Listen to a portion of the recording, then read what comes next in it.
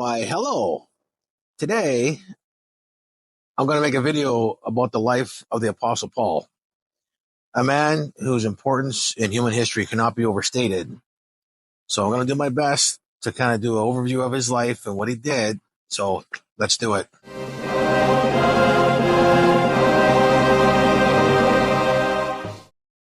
Okay, so we're going to continue in the basement because it's raining pretty good outside right now. So Paul, who was born as Saul in the city of Tarsus in the Roman province of, let me make sure I pronounce this right, Cilicia, which is modern day Turkey. Cilicia became a Roman province in 64 BC, and all the people in there were granted Roman citizenship. So Paul was a Roman citizen. His father was a Pharisee, and they had a tent making business themselves. So all these Pharisees, not living in Jerusalem, had to support themselves. So his family, from my understanding, ran a fairly lucrative tent making business. And his father was a Pharisee. So Paul was raised hardcore, studying Torah, the Jewish law. Like, he was zealous for it. As you can imagine, because they weren't in Jerusalem, they were in Tarsus, which was, a Jewish community within a big pagan city run by the Romans, with all kinds of false gods and idol worshippers. And they had to worship the idol of Caesar, all the Greek and Roman gods. So I would imagine that trying to live your faithful Jewish life and following the law of Moses probably wasn't the easiest thing to do. You would have to separate yourself from the rest of the city and their culture. You wouldn't partake in any of their festivals and their idol worshiping ceremonies.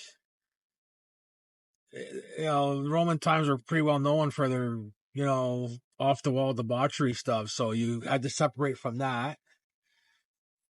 So you can imagine Paul grew up pretty zealous, pretty, he was a Jew.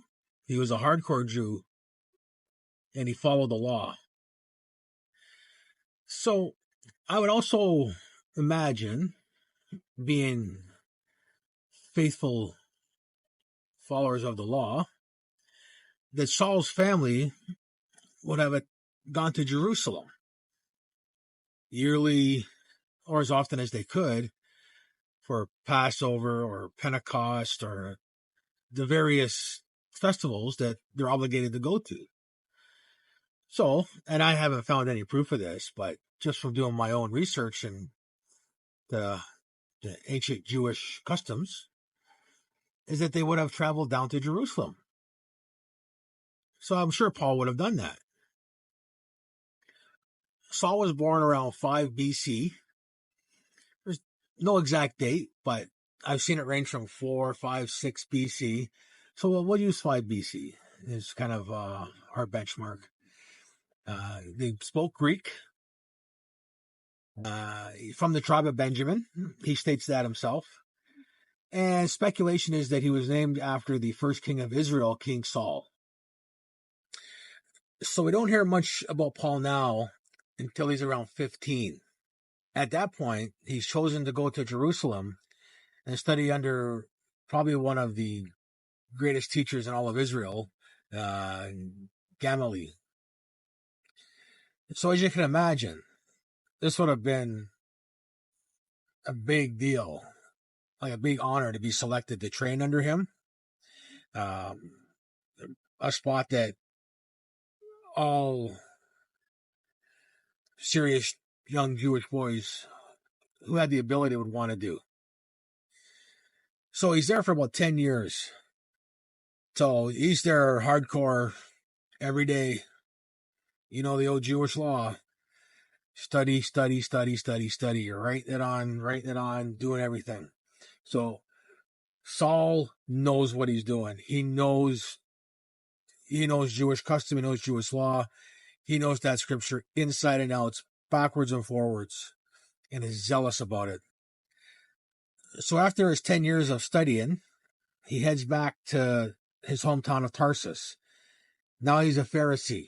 He's done his apprenticeship. He knows everything. Well, he knows a lot. No one ever knows everything. He's back in Tarsus now. He's a Pharisee.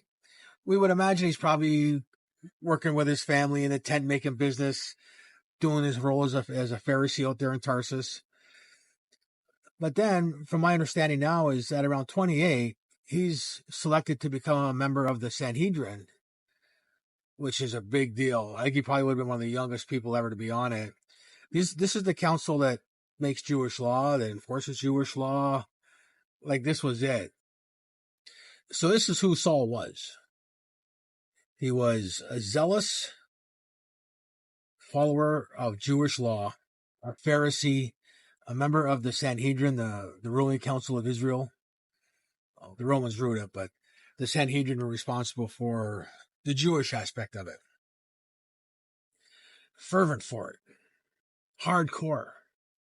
This is who Saul was. So it kind of explains what happens next when he comes back and starts persecuting the followers of Christ. He takes the same zeal that he has as following the law and believing that, because don't forget, if you read the Old Testament, right, they would go away from God, they would follow this idol, they would do this other stupid thing.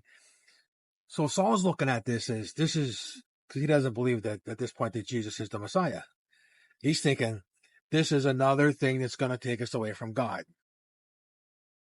So someone that's been raised like he has, that's done all the studying that he has, being who he is, he goes after the Christians mightily hard, thinking he's doing the right thing.